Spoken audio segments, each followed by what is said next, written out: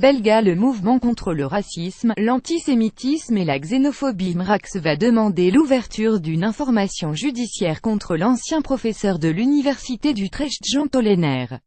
Ce dernier, fils du propagandiste du VNV Raymond Tollenaer, a qualifié la semaine dernière les Juifs d'arrogants, de parasites et de profiteurs, dans un programme historique sur les « enfants de la collaboration » diffusé sur la télévision publique flamande. Monsieur Tollenaer également nié qu'Hitler fut un criminel et remis en doute la Shoah, s'insurge le MRAX, d'après lequel il existe suffisamment d'éléments pour entamer des poursuites, notamment au vu des dispositions légales relatives aux propos négationnistes. Vu la gravité des propos de Jean Tollenaer, le MRAX a d'ores et déjà décidé de s'adresser au procureur du roi, conformément à objet social mais aussi pour faire honneur à l'idéal et à la mémoire des résistants juifs communistes qui le fondèrent, a indiqué le mouvement dans un communiqué. Jean Tollenaer était jusqu'il y a peu membre de la NVA.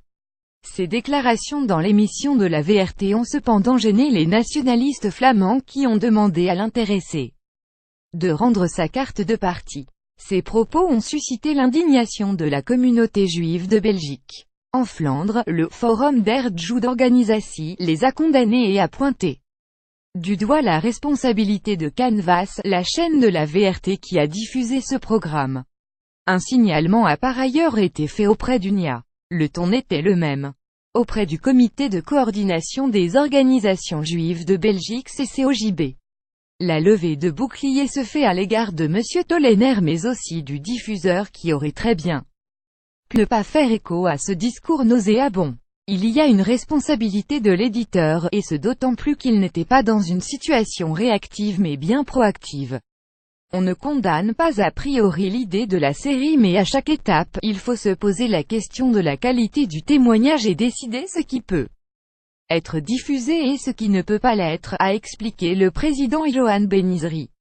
Au sein du centre communautaire laïque juif CCLJ, l'impression de « malaise » semble dominer à l'égard de cette série qui donne la parole à des enfants de collaborateurs.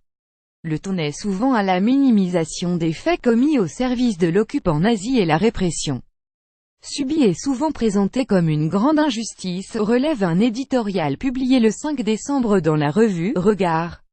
Si c'est cela qui doit permettre aux Flamands d'affronter les heures les plus sombres de leur histoire et d'évacuer le mythe flamingant d'une Flandre trompée par les Allemands et victime de la vengeance belgicaine, il est permis d'en douter sérieusement, souligne l'éditorialiste.